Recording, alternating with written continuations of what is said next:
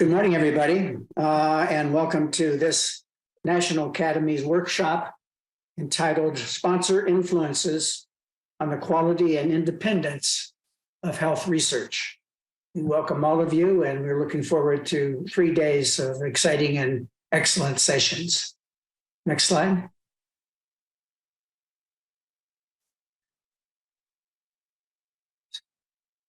So my name's Lonnie King, and I'm the Academy Professor and Dean Emeritus of the College of Veterinary Medicine at The Ohio State University.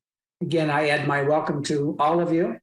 It's been a privilege for me to chair the planning committee for this workshop and also to be the moderator of our first session today. Next. So before we get into kind of looking at today's agenda, let me remind everybody that this workshop is scheduled to be held over 3 days. So not only today, but Thursday and Friday. It will be held from the same time, 11 to 2 Eastern Standard Time. So I hope that you can join for all 3 days. Now for today, let's take a quick overlook of what we want to accomplish today. We really are looking at 2 themes for our first day. First is to address the question, do sponsoring organizations influence research? And we'll be very pleased to have a keynoter to address this, and whom I will introduce in just a second. The second session will be a group of distinguished panelists to discuss and explore protection of research integrity. And I'll introduce the moderator, and he'll introduce the panelists for that session. Next slide. So I just wanted to acknowledge and thank other members of the planning committee besides myself. Tina Gonzalez from University of Illinois, Aaron Kesselheim from Harvard Medical School, Ross McKinney, Association of American Medical Colleges, Faith Mitchell, Urban Institute, Lana Skirbo from Sanofi, and she's retired from at this point. And also Catherine Witecki. And when Kathy was part of this, she had a different position. Now she's with the federal government, and I hope that she's joining us again today. Next slide, please. For any of our National Academies workshops or reports, we are very fortunate to have a hardworking, talented, and very committed group, a staff to put these things on and orchestrate them. And this workshop is no exception. And I'd like to acknowledge and thank Kathleen Stratton, Elizabeth Boyle, Dara Rosenberg, and Christy Park, who have joined together to help coordinate this and put on this outstanding workshop. Next. For all advisory activities of the National Academies, we very much closely follow a statement of task. And that statement of task then guides our planning, our workshop design, and it helps to determine the experts that we need to bring in to address the critical questions of our task. So in this case, let's take a look at the goals from our statement of task, and there are 3 that we will stick to. It's kind of our North Star, if you will. First would be to examine the sources of funding of health research, including during the life cycle and the knowledge generation from the original research to reanalysis and replication to clinical and public health information dissemination. Secondly, to examine evidence regarding whether source of funding influences study quality and outcomes. And thirdly, to examine models, processes, and principles used to protect the independence and the quality of research. Next. So to kick us off this morning, it's a special pleasure for me to introduce our keynoter. Dr. Lisa Bero is internationally recognized for her work on evidence synthesis, bias, conflict of interest, and research integrity. She has validated qualitative and quantitative methods for assessing bias in the design, conduct, and the dissemination of research. She's the chief scientist for the Center for Bioethics and Humanities and professor of medicine and public health at the University of Colorado's Anschutz Medical Center. She also serves as a senior editor for research integrity for the Cochrane collaboration. So as evident to everybody, she is eminently qualified to serve as our keynoter in this workshop. We're pleased to have her. So Dr. Bero, welcome. We look forward to your insights and your presentation. And as a final reminder to our participants, as you have questions, as Dr. Bero continues her keynote address, you can just raise your hand or use the chat box, and we will follow your questions. And when we have Q&A, then we can address those. So Dr. Bero, you may be coming from snowy Colorado, I'm not sure, but welcome. And again, we're looking forward to your presentation. Yes, thank you. Just very cold today. Thank you for that introduction, and good morning, good afternoon, good evening to everyone. And I want to thank the committee for this invitation to speak on this topic, and to also congratulate them on the excellent group of speakers assembled for this workshop. So I'm really looking forward to the whole workshop, and I'm just delighted to be able to provide this overview of evidence to kick us off. So I want to start with my own disclosures. I did not receive any funding for preparing this presentation for this workshop. I currently receive remuneration from the Cochrane collaboration for my service as research integrity editor, as mentioned by Lonnie, and this goes to the University of Colorado. I also have consulting fees from Health Canada for my work as a conflict of interest advisor, and I have current funding from the NHMRC in Australia, a National Health and Medical Research Council, the State of Colorado, Greenwall Foundation, and NIHR, National Institute for Health Research in the UK.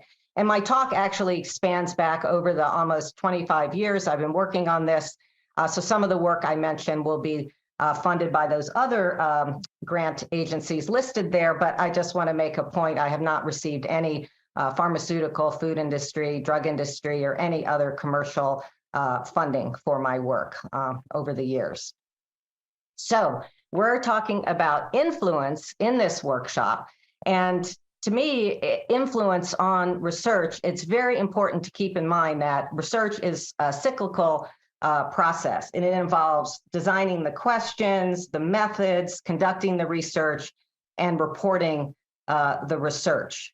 And if any of those pillars of doing research fall down, then everything goes with it. And in my area, which is really related more to clinical research, that means evidence synthesis, systematic reviews, health and public health guidelines. They all need to be based on evidence that is not unduly influenced. So we use the word influence, but what are we really worried about? We're really worried about bias in research. And how can we study bias? So I'm going to spend quite a bit of time talking about that. And Cochrane is an international organization that does evidence synthesis, systematic reviews. And this is a definition of bias that is used by Cochrane, but it's also widely used. And bias is defined as a systematic error or deviation from the truth in the results of a study. And what I want to point out is that a bias can over or underestimate an effect systematically. And that's important depending on what the question is. So for example, if you're looking at the effects of a drug, you may not want to see an overestimate in efficacy or an underestimate in harm. So when bias occurs, we also need to know or anticipate what direction it might be in. So I've spent a lot of time studying bias, as have other people, and I use a technique called meta research. And this little guy here, Bailey, is a meta pug. So he's a pug dog wearing a pug suit, and he's very popular on the internet. And actually, he's a good pictorial representation of meta research, because meta research is research on research. And Bailey is a pug dog in a pug suit. But meta research looks like this, not nearly as cute as Bailey. And I'm going to really delve into some of these meta research studies that have examined bias related to research sponsorship or funding. So I want to start with a Cochrane review. This is a Cochrane systematic review. Andreas Lund is the first author. I'm an author.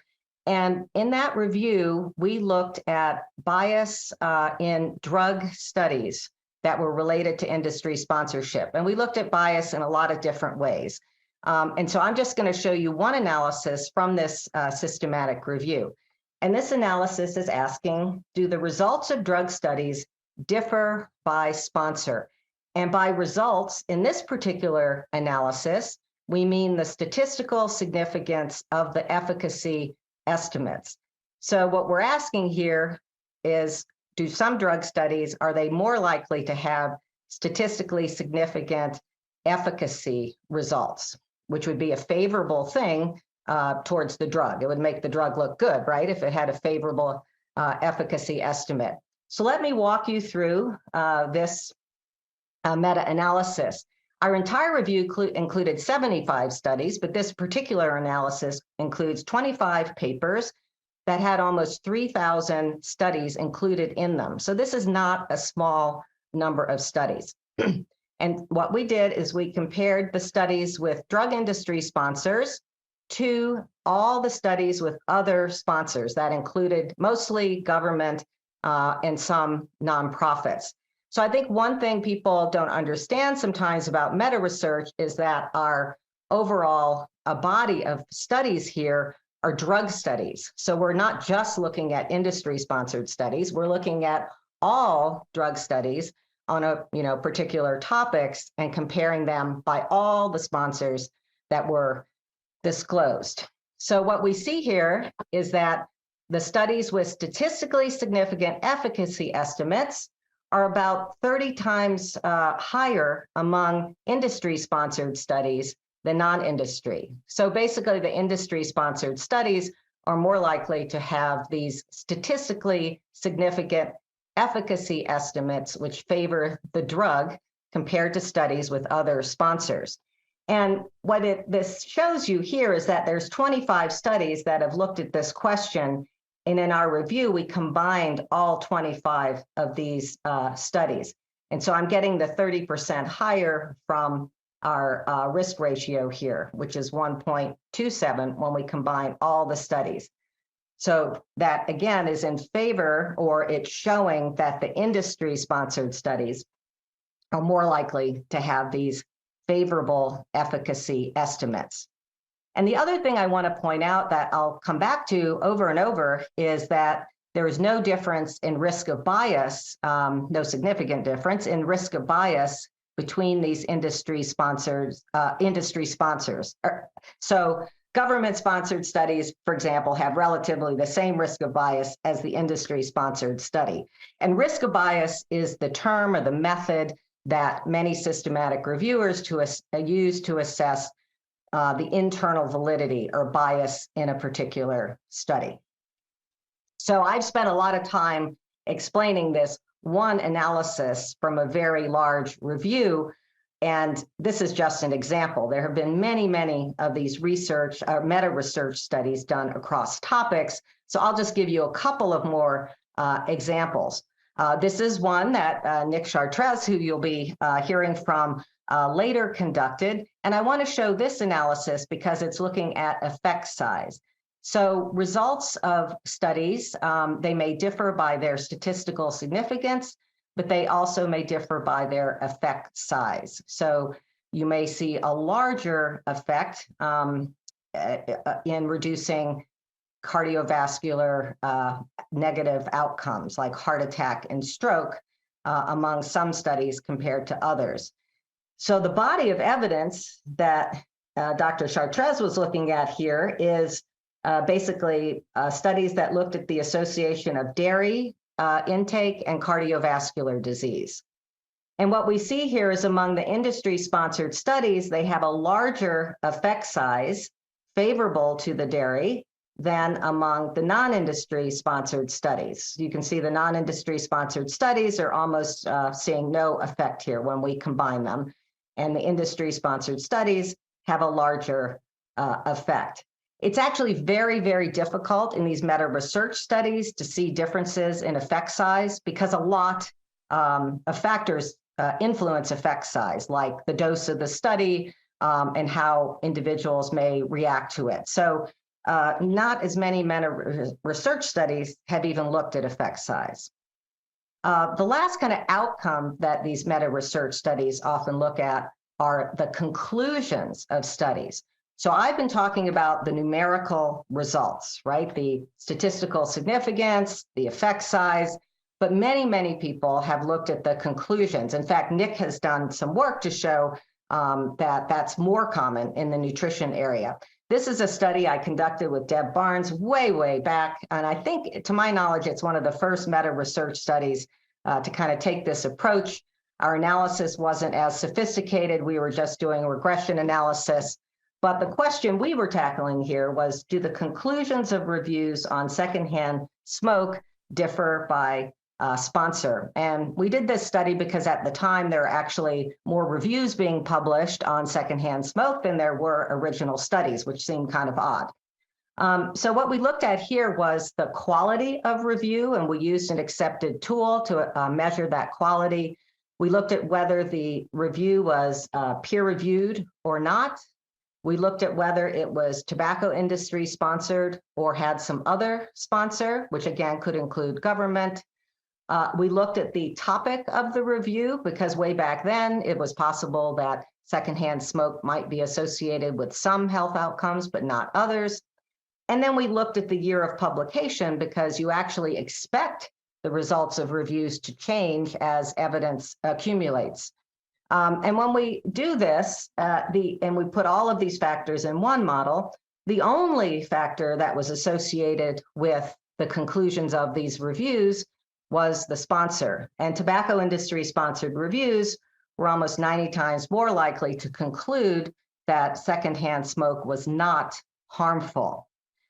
So this was important because it was isolating the effect of sponsorship, right? So a lot of things affect the results of reviews, but when you control for those factors like their quality or where they're published or what their topic is, and the only factor associated with their conclusion is sponsorship, that raises some red flags.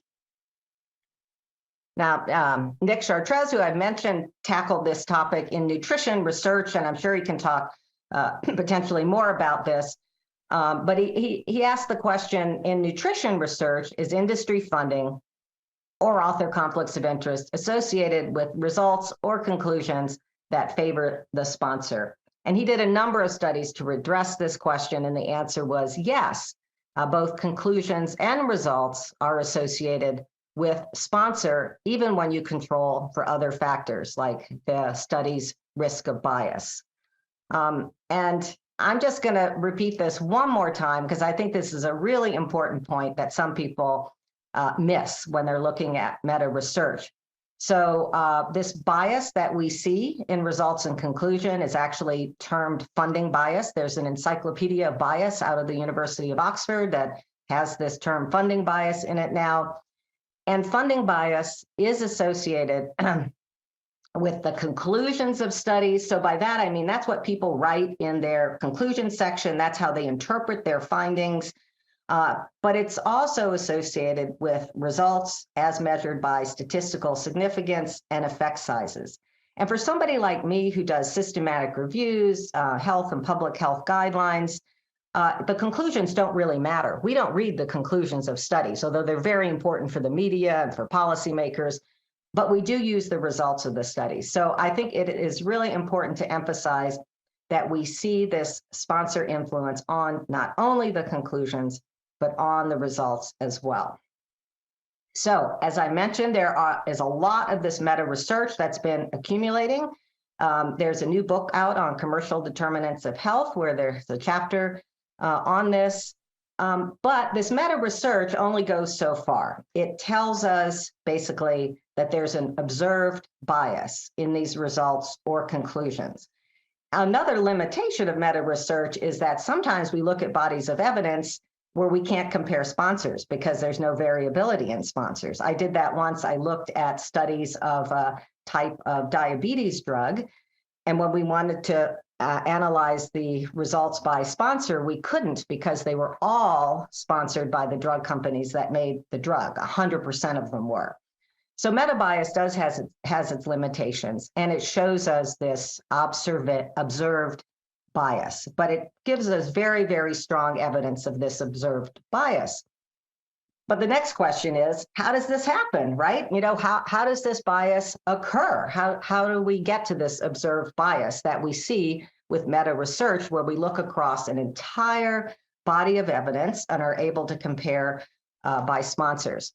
So this is a paper Donna Oderna and I wrote in 2013, where we talk about this cycle of bias. And by this, we mean these are the points in the research process where bias can be introduced. And so bias can be introduced in the setting of the research agenda, how the question is asked, what the method is. So by that, these are typically the internal validity I was referring to, how the study is conducted behind the scenes. So even if there's a strong protocol and a very low risk of bias method, it might not actually be conducted according to that method. And then lastly, and very importantly, whether it gets published in full or not, the results. And again, what gets published winds up then influencing further questions and meta analysis and systematic reviews on this topic.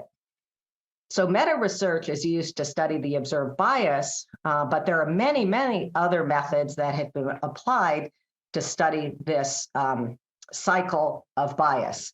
And I can't possibly go through all of these. And luckily, many of the other speakers on this program are going to be talking about case examples that use some of these methods. But some of the other methods that study industry influence within this cycle of bias have involved looking at industry documents, for example, that are submitted to the FDA or submitted to human ethics research protocols, and then comparing them to what actually gets published, looking at initially confidential industry documents. This, of course, started with the tobacco industry documents, and now we have pharma industry documents, chemical industry documents. So looking at these documents has given a lot of insight to what these mechanisms of bias might be. And lastly, another way that this is studied often is to interview researchers or even interview funders themselves about what's actually happening. So based on my own work, I'm going to give a few examples of how we have studied industry influence at all these points in the research agenda. But as I mentioned in the workshop over the next 2 days, our speakers are going to be going into this in much more detail. So I'm just going to start here with research that has looked at industry influence on research agendas or the questions that are being asked. And Alice Fabry, who is currently faculty at Bath in England, conducted a scoping review on this topic as she was doing research looking at influence on the nutrition research agenda. And so what this scoping review did was it looked at all of the other studies to date that had been examining sponsor influence on research agendas. And what I want to point out here, there's a lot to this review, so you'd really have to read it. But a lot of people have looked at different industry sponsors and their influence on the research agenda. Most of them are medical related, so pharmaceutical and device companies, but we also see tobacco, food, chemical. There was one actually on gambling. So there's, this has been looked at a lot. And the bottom line from Dr. Fabry's scoping review was that industry agendas are not aligned with public health questions in general or prevention. And so what do I mean by that? So for example, research on gambling that's funded by the gambling industry tends to focus on psychology or genetic characteristics that are associated with gambling addiction. And they tend to focus on the hypothesis that addiction to gambling is related to some genetic predisposition. And for those of you who have worked in tobacco, and I know there's a lot of you out there, this may ring a lot of bells with the tobacco industry promoted genetic hypothesis, which said that addiction to tobacco was related to genetic factors and not the product itself. So I can't go into all the examples from these different companies, but I'll go into a couple specifically that our team has looked into. But the gist of it is that these questions aren't aligned with the most important public health questions. And of course, sponsors can fund whatever they want. But for somebody who does meta research or systematic reviews, it's very important for the researcher to know that that may give us a skewed body of evidence in terms of the questions. And of course, this review did focus on industry sponsorship, but we know there are sponsors, for example, who will not fund research on abortion or stem cells due to political and religious reasons. And, that's up to the sponsor. But as I said, researchers and policymakers then need to be aware that this gives us a skewed body of evidence. So just to give you a couple more examples of this, this is from Dr. Fabre's work. And Dr. Fabre did 3 studies actually on this topic of the research agenda related to nutrition. She looked at cohort studies published on nutrition topics. She looked at randomized controlled trials and looked at the relationship of the topics of these studies with the funders, and found that the industry-funded studies, so here I'm talking food industry, were more likely to focus on micronutrients or small elements of food rather than whole diets or dietary patterns. And you could see how this would have a commercial interest, because then those elements can be manipulated in the products, whereas the companies don't profit directly from whole dietary patterns. But this particular study that I'm showing here looked at research funded by Coca-Cola specifically. And to do that research, and we've done this before, we actually went to their websites, we tracked down, I went to all of their reports, and we tracked down basically everything that they acknowledged funding. By they, I mean Coca-Cola here. And we looked at the topics of that research, whether it got published, et cetera. And kind of the bottom line here is that Coca-Cola was much more likely to fund research on exercise than on sugar, which is contained in Coca-Cola, of course. And I know that some of our speakers later in the week are definitely going to be getting into this issue related to the skew in research on sweetened beverages and sugar.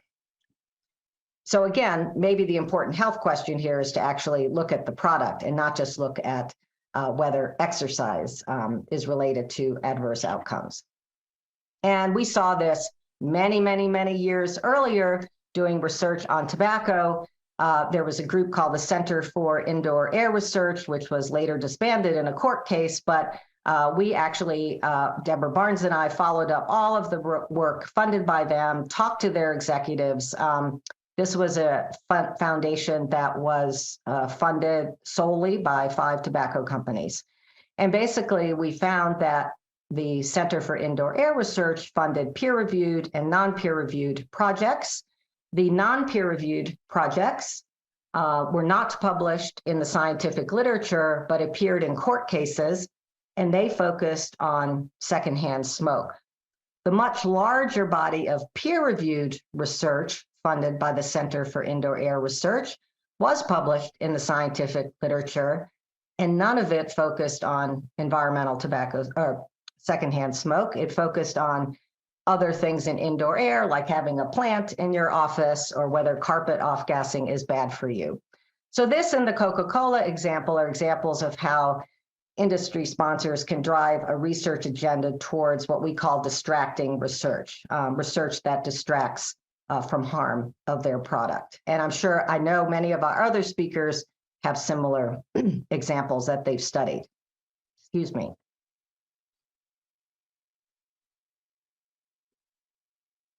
So now I wanted to move on to the next part of our cycle of bias, which is whether this observed bias we see with the meta-research studies is explained by the methods that are being used. Are they different among industry sponsors?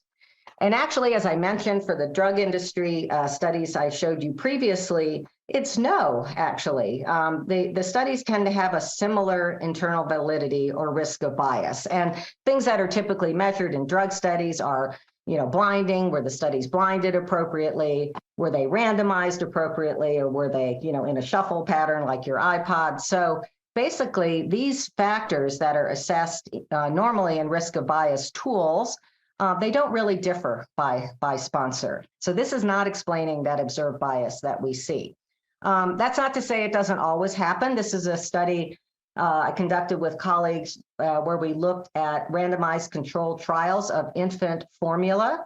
And as you could see, we had a very high number, 91 of our sample was funded by the formula industry, with many fewer having independent or just providing product from the sponsor.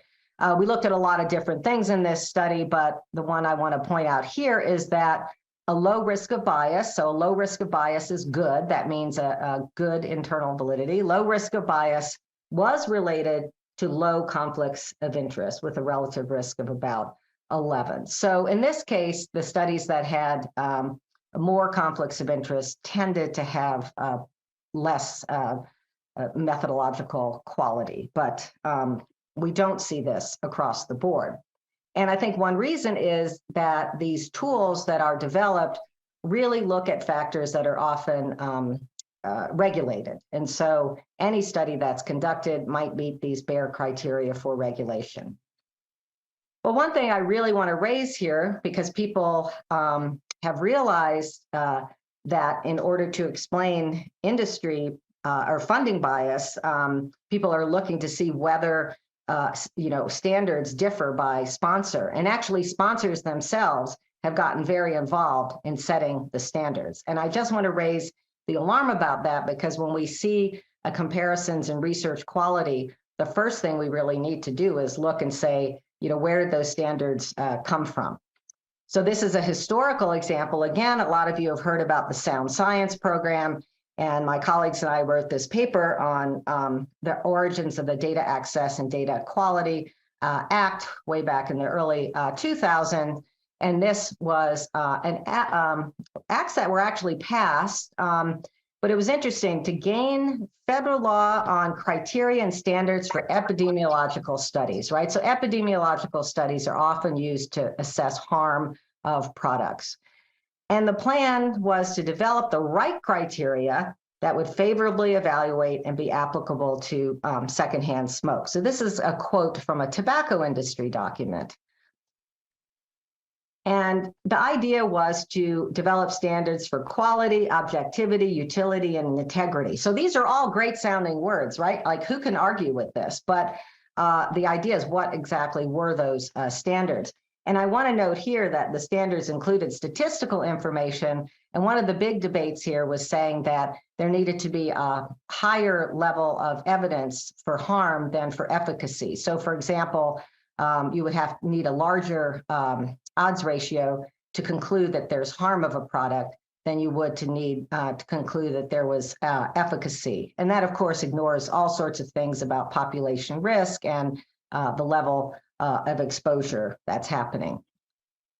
Anyway, who were the sponsors? So the tobacco industry was the main sponsor, but they worked with their colleagues in other industries as well, including food manufacturers. You can read the list there. And the internal tobacco industry documents told us that in order for this strategy to succeed, the industry needed to take precautions and remain in the background. So again, this is something that didn't really come out until we had internal industry documents. And this is the action plan for the Data Access and Quality Acts taken from these internal tobacco industry documents. And it was to demonstrate that the public actually cares about epidemiology. I like that one because I think we're still struggling with that one. To leverage industry allies, and you can see from that last slide, they were successful. to use the American Association for the Advancement of Science to launch these standards, to gain credibility, to organize other coalitions. And they, of course, had a really great media strategy as well. So what happened about 22 years later? We have something called the Brussels Declaration on Ethics and Principles for Science and Society Policymaking. And this is also talking about setting scientific standards and standards for sponsors. And, you know, again, it sounds great on the surface: promote open access to data, disclosures of conflicts of interest, acknowledge bias. Science can help provide the evidence base. The integrity of science needs to be unimpeachable, as do the scientists. And industry has every right to have its voice heard. And industry certainly had its voice heard here. And Martin McGee, who's one of our speakers, wrote a lovely paper on this that maybe he'll talk more about with his colleagues, that really delved into the industry involvement in the Brussels Declaration. And what I wanted to do is say, okay, based on that paper, you know, how did the Brussels Declaration fit with the tobacco industry's action plan written over 20 some odd years earlier? Well, they were both launched at the American Association for Advancement of Science with an editorial in Nature. They both originated with a scientific communication company.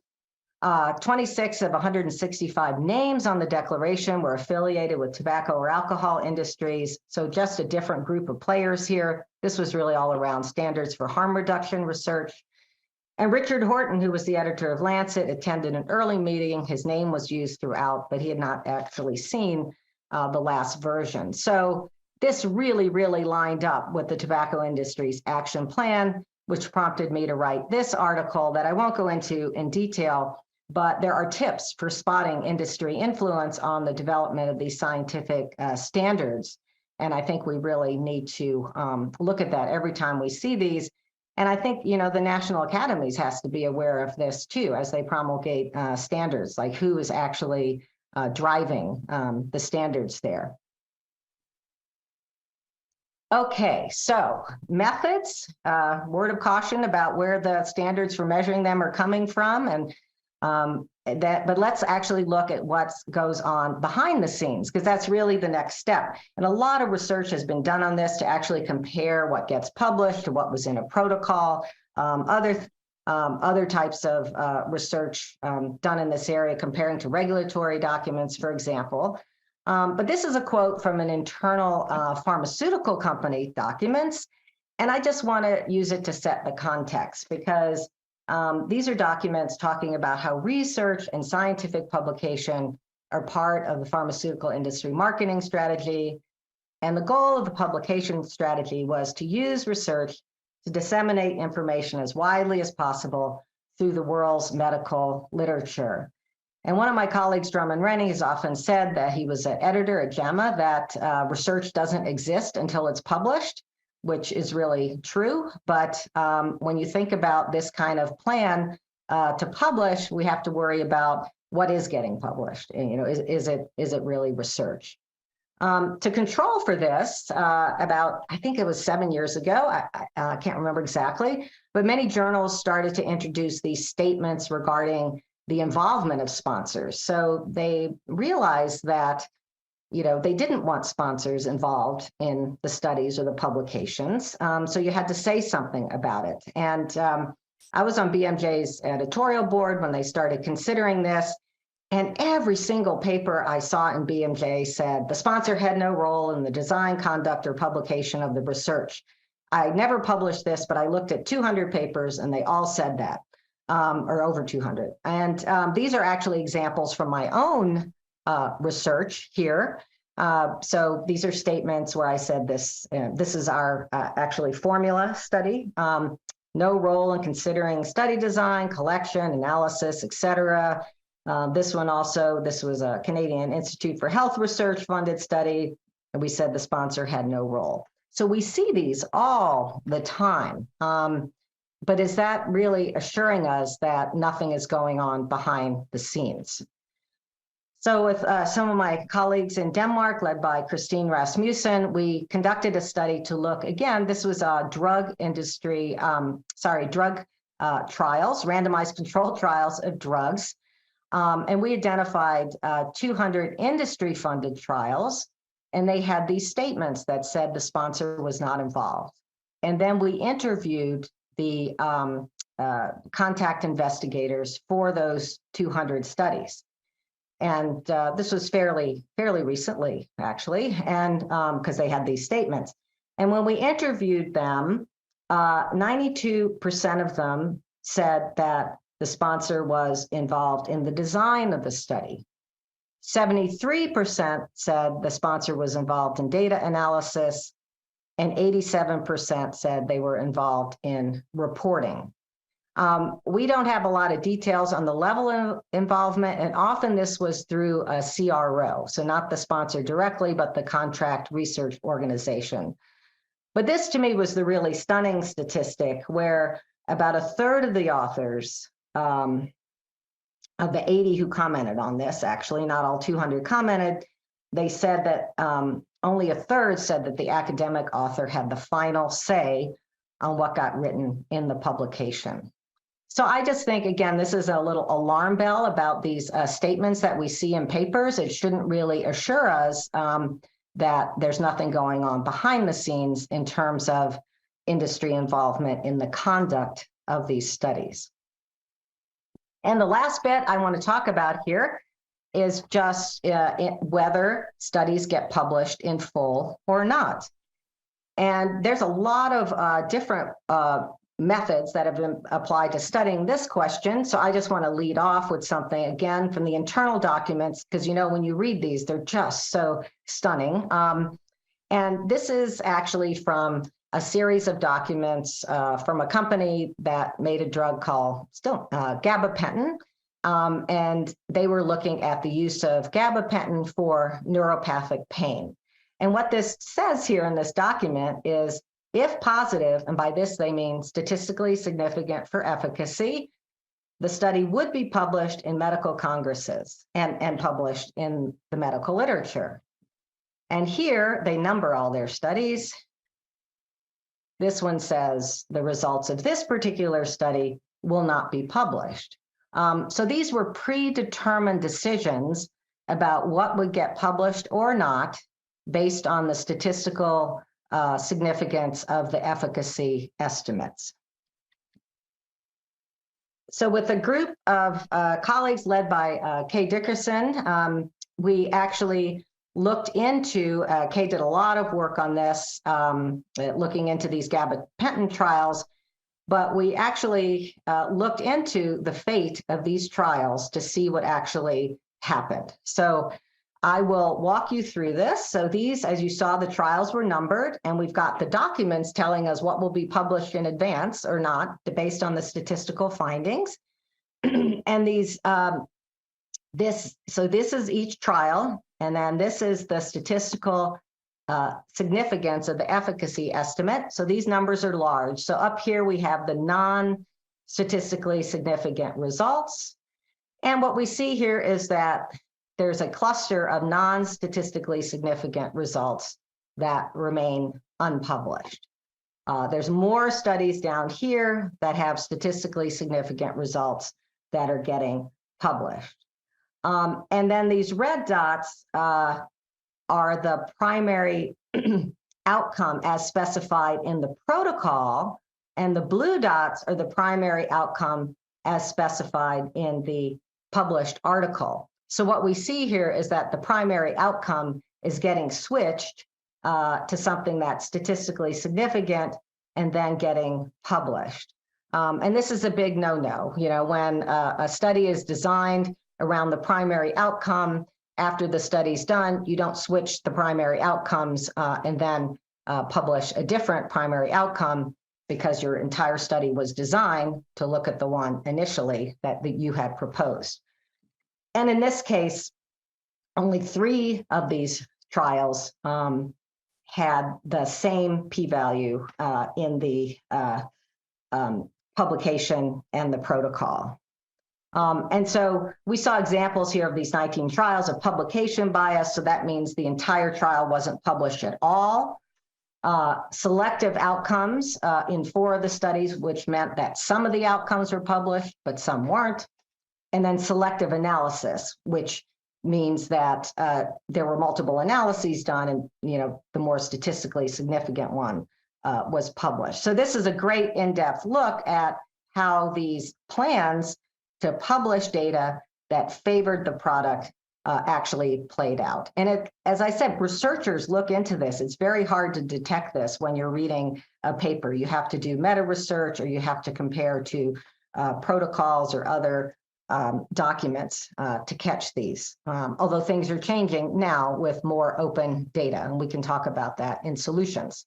And I just want to say, I use drug company examples, but it's certainly not limited there. Tracy Woodruff, who you'll hear from later, I've been collaborating with on a study of internal documents from chemical companies related to PFOAs and PFAS. And I don't know if you remember from your basic chemistry, you see a molecule like that with lots of fluorines. It's a very, very bad molecule.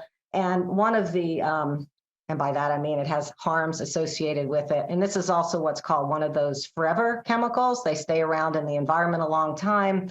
And the internal documents here from the companies that were making these chemicals, they were suppressing the data on harm. And they had a quote from one of the executives saying, well, better late than never that they published this harmful data. And that's actually really chilling when you think about the effect of these chemicals, that once they're out there, they're not coming back. They're out there. So better late than never is really not good enough. So I'm sure Tracy can tell you a lot more about that specific example. And as I said, I've been trying to illustrate here with case examples and some of the research around interviews and documents what these mechanisms of bias are. But we certainly know from the very strong evidence from meta research that the bias related to sponsorship exists. And I'm just about to wrap up, and I know my brief here was actually to talk about the evidence, but I don't want people to think I never think about solutions. So I've actually thought a lot about these solutions. And I know in the third day of our workshop, we're going to be getting to this, but these are some of the things that I think are important, public prioritization of research agendas and funding, recognizing that industry funding is a source of bias, and accounting for it in the ways we assess risk of bias. Right now, it's fairly ignored. Open data for all, because we don't all have time to dig through these industry documents or get data only available by FOIA or from regulatory agencies. So if we have more open data, we can better assess what's going on behind the scenes. I think we need to move to eliminate these biases at a structural level through policy, rethink the whole way we do funding and conflict of interest disclosures. I know Adam Dunn is going to talk about that. And we need independent publishers of research as well. So these are just some of my thoughts. And the BMJ, I co-edited an issue with Ray Moynihan on commercial influence. Again, this is focused more on the clinical side. And I know Joel Lexgen, who you'll hear from in the workshop, will be touching on this. But I recommend looking at this issue for some other ideas on how to combat this problem. So thank you. I really appreciate the opportunity to introduce the workshop, and I'm so looking forward to the discussion. Thank you. And I think we have some time for questions. Dr. Bero, thank you very much. An excellent presentation. It's certainly eye-opening, and we appreciate all the evidence that you've given to us and now we know why this topic is so important to all of us. If participants have questions, if they can enter them into the chat right now or raise your hand, I'll follow up. Dr. Bero, as we're waiting for that, one question came up, and I looked at your tips that you had, and I noticed that one of them, and I hope you can tell me if I'm right or wrong. It said that non-financial factors may be more influential than financial factors in influencing results. Can you talk in that in a little bit more depth, and do I have that right? That you do have that right, but that you might not have the direction right, because one of the tips is to look for documents that emphasize these non-financial factors. And Quinn Grundy, who is going to be participating in this workshop, and I have published quite a bit on this. Quinn can definitely speak more to this issue. But the idea is that many of these science policy or evaluation tools that are being driven by industry actually emphasize the non-financial factors and ignore the huge body of evidence we have on the financial influence. They actually discount that. So the tip is to look for that, and that's kind of a red flag when you see the emphasis of these non-financial factors. And some of the, I just published an article in BMJ actually on managing conflicts of interest and guidelines with Lisa Parker. And we use as our example there nutrition research and guidelines. And I mean, some of it has really gotten just quite ridiculous when we know there is a large body of evidence showing that financial conflicts of interest influence nutrition research, and to argue that, you know, whether somebody's a vegetarian or practice yoga has more influence than that, there's just no evidence for it.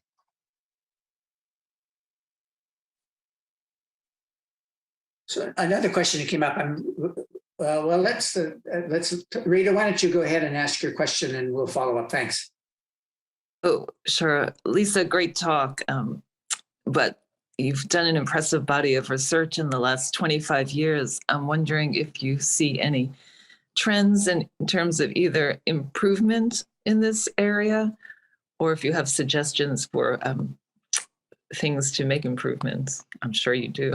Thanks. Yeah, well, I mentioned a few of them at the end. I mean, I think the main trend that we've seen has been the move to more open access data. And because we wouldn't, you know, we wouldn't have to wonder about what's not published or how a study is actually being conducted if we did have truly open access data. And as you know, Rita, because I know you work a lot with FDA, there have been moves to among drug regulatory agencies, including the FDA, to make access to data on drugs more available so that it can be evaluated. So I think that's actually the big change that's been happening. You know, there's also been big changes in terms of disclosure, but as you know, others may touch on later, I think that's actually a bit of a red herring sometimes. You know, disclosure is not a way to eliminate these biases. It's a way to facilitate studying them, really, because then we actually know who funded a study. And so disclosure is not a solution at all.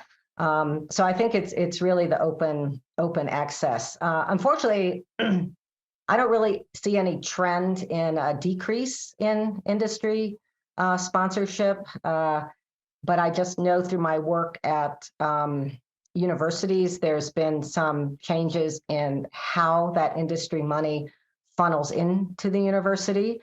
So I think that, you know, that's something we need to be aware of, more institutional funding rather than to individual investigators, things like that. But I certainly haven't seen a trend in decreased funding. And as I'm sure you know, anybody at a major university does, there's actually a big push to collaborate with industry.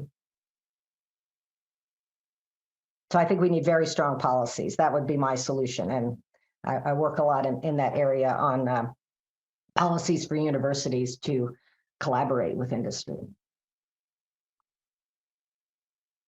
Thanks. Another follow-up, Dr. Bero, was really surprised, you know, one of your findings is that perhaps only a third of the authors have final say. And if that's the case, you know, is that determined prior to the study, you know, as an expectation? Does this come later? And, you know, how can, it looks like that might be a preventable factor to prevent bias. Can you talk about that? Yeah, it's hard to say from our interviewees where that actually happened. But what I've seen, and I do a lot of work or have done at various universities on these policies, as I mentioned. And what I've seen is that sometimes sponsors want a look at the paper before it's published. And that's actually often written into contracts. And people will accept that as long, meaning universities will sometimes accept that as long as it says, you know, we're just going to look at the paper, but we're not going to influence it in any way. And what these researchers were telling us is that they're not just looking at the paper. They're actually coming back to the researchers and making suggestions for changes.